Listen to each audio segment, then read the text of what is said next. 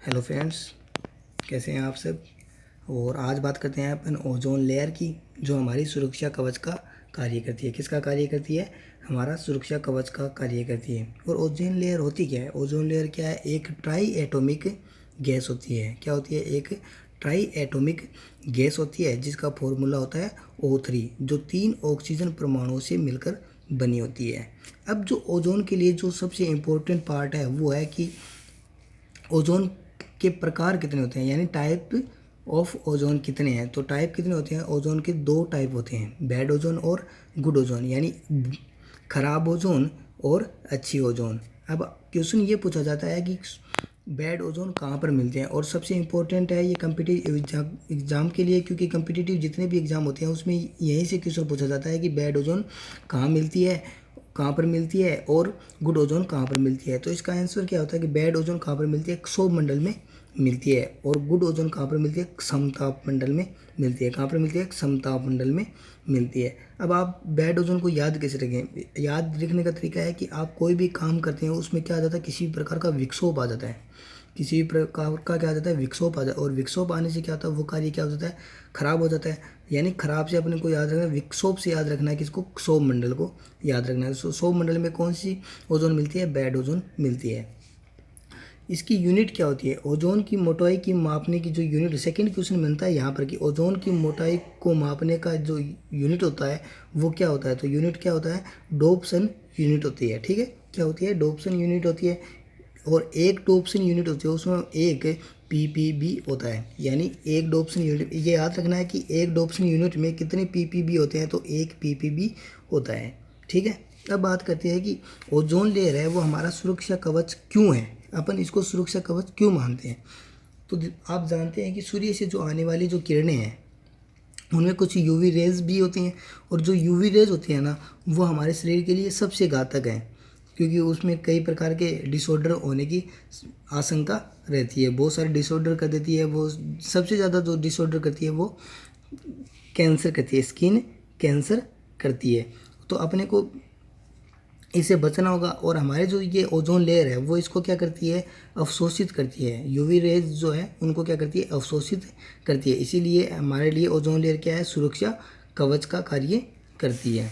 अब बात करते हैं कि यूवी जो रेज होते हैं उनके हानि का प्रभाव है कौन से, क्यों ये हमारे लिए हानिकारक है। तो ये क्या करती है कि जो हम जितने भी एनिमल हैं उसमें डीएनए व प्रोटीन जो होते हैं वो इनको यूवी रेज को क्या कर लेती हैं? अवशोषित कर लेती हैं। ठीक है, और यूवी रेज को अवशोषित करने के बाद जो यूवी रेज की उच्च ऊर्जा इन अणुओं के मध्य जो केमिकल जो बॉन्डिंग होती है उनको क्या कर देती है? तोड़ देती है। डीएनए व प्रोटीन के मध्य जो केमिकल बॉन्डिंग होती है उनको क्या कर देती है? तोड़ देती है। और तोड़ने से क्या होंगे? उनमें क्या होगा? वेरिएशन, यानी उत्परिवर्तन हो जाएगा। और उत्परिवर्तन होने से क्या होगा? उसमें डिसऑर्डर यानी डिजीज हो जाएंगी। और मेनली जो इससे डिजीज होता है यूवी रेज से वो होता है स्किन कैंसर। क्या होता है? स्किन कैंसर होता है। ठीक है, अब बात करते हैं अपन ओजोन के डिप्लेशन की। किसकी बात करते हैं? ओजोन के डिप्लेशन की बात करते हैं, यानी ओजोन अवक्षेप की बात करते हैं। तो यूवी रेज किससे क्रिया करती है? क्लोरोफ्लोरोकार्बन से क्रिया करती है। किससे क्रिया करती है? क्लोरोफ्लोरोकार्बन से क्रिया करती है। और क्लोरोफ्लोरोकार्बन से क्रिया करके ये क्या करती है? एक क्लोरीन आयन मोचित करती है। क्या करती है? एक क्लोरीन आयन क्या करती है? मोचित करती है। यानी ये एक क्लोरीन आयन। अब अपन मानते हैं कि ये हमारे लिए हानिकारक क्यों है CFC। तो क्या है? एक जो सक्रिय क्लोरीन होती है वो एक महीने में ओजोन के 5000 अणु क्या करती है? 5000 अणु क्या कर देती है? नष्ट कर देती है। एक महीने की बात कर रहा है। अगर ये क्या समताप मंडल में रह जाए तो क्या कर सकती है? 1 लाख ओजोन अणु को नष्ट करती है। कितने आयन? सिर्फ एक आयन, क्लोरीन का एक आयन क्या कर सकता है? इतने अणुओं को नष्ट कर सकता है। बात करते हैं ओजोन। अब कुछ वैज्ञानिक थे जिन्होंने क्या किया था? खोज की थी, ओजोन नष्ट होने संबंधी खोज की थी, है ना। उन वैज्ञानिकों को 1995 में क्या मिला था? नोबेल पुरस्कार मिला था रसायन में।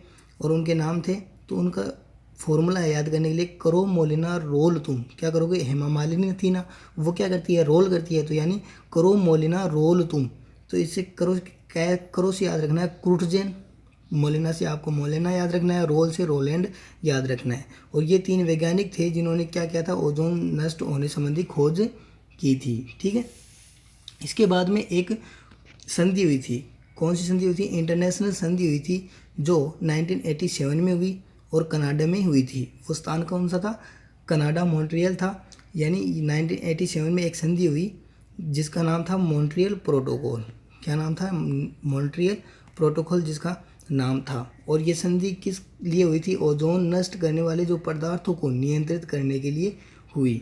ओजोन नष्ट करने वाले पदार्थों को नियंत्रित करने के लिए एक संधि हुई जिसका नाम था मॉन्ट्रियल प्रोटोकॉल, जो कब हुई? 1987 में हुई थी और कनाडा में हुई थी। लेकिन इसको प्रभावी कब किया गया? 1989 में किया गया। इसको प्रभावी कब किया गया? 1989 में किया गया। देखो, ये अपने यहाँ से क्वेश्चन बनता है कि ओजोन नष्ट करने वाले पदार्थों को नियंत्रित करने के लिए जो संधि हुई वो कब हुई? तो वो कब हुई? 1987 में हुई। उस संधि का नाम क्या है? मॉन्ट्रियल प्रोटोकॉल नाम है। कहाँ पर हुई? कनाडा में हुई। उसको प्रभावी रूप से लागू कब कर दिया गया? 1989 में कर दिया गया। ठीक है, क्या कब कर दिया गया? 1989 में लागू कर दिया गया। सो आपको ओजोन के लिए इतना याद रखना ज़रूरी होता है क्योंकि ये हमारी सुरक्षा का कार्य करती है, इसलिए ओजोन के बारे में हमें जानना ज़रूरी है।